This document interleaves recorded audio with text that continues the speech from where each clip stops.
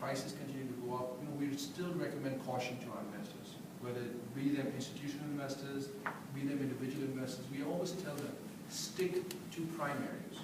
Even though you're paying a little bit more money, what we've noticed everywhere in the world, in a downturn, prime areas always sell. When things start to go back up, prime areas are the first to recover. I mean, if you take a look at Manhattan, if you take a look at central London, they almost were non-impacted. Probably they had about 6 months or 9-month impact. They were almost non-impacted by the financial crisis, and they were the first to recover. I mean, from 2009 to where we are today, Manhattan prices are up about 25–30%. Central London, the numbers are all over the place. We're telling our clients, from a developer perspective, even from our perspective where we're developing, we're only developing prime areas. Because we know there'll always be a demand for prime areas.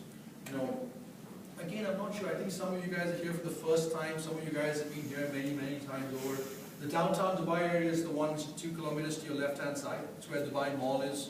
It's exclusively, it's home to Burj Khalifa, the tallest tower in the world. Dubai is full of these, the tallest this, the biggest that, the biggest swimming pool in the world, biggest, tallest, all of these stories you'll hear here. But it's a very well-developed area, center of the city. Prices between $250 to $400 a square foot, you really can't go wrong here. Yields are, like I said, about 5 and 6% points, so yields are pretty decent. Another area, again, that very highly recommended, great areas to look at, average occupancy of residential buildings in the 90% marks. If you own the entire building as an institutional investors, your yields creep up to about 7–8%. Is Dubai Marina. I'm not sure how many of you guys have made it down. I think you guys have been all over the city, even as far as the But Dubai Marina is the, again, I apologize, is the biggest man-made marina in the world.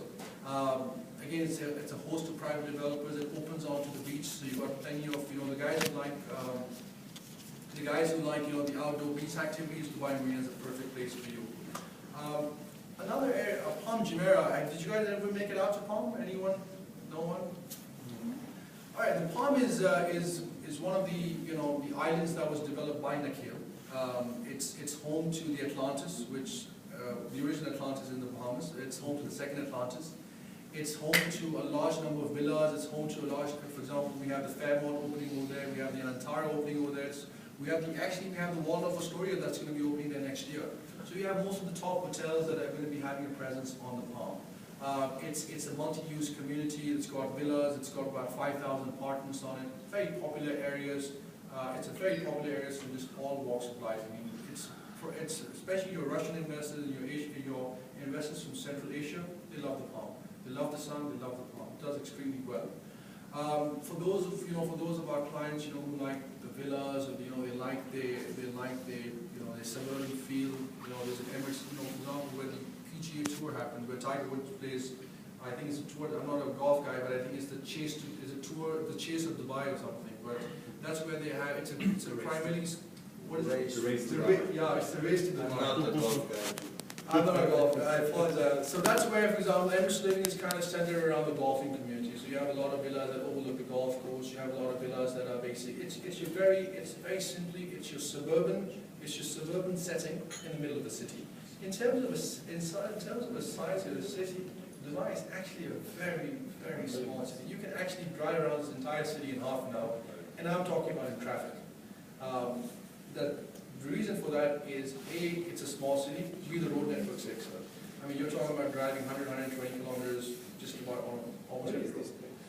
Emirates Living is, as you go down Sheikh Zayed Road, it's about 12, 14 kilometers on your left-hand side. If you're familiar with Dubai Marina, it's across Dubai Marina.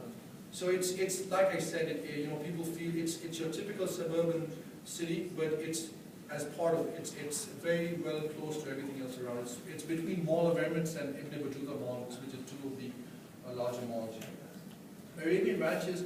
This is actually a very interesting community. This is the only community in Dubai where Dubai actually went and said, you know what, our natural habitat is a desert. How do we do something that reflects our natural habitat? Everything else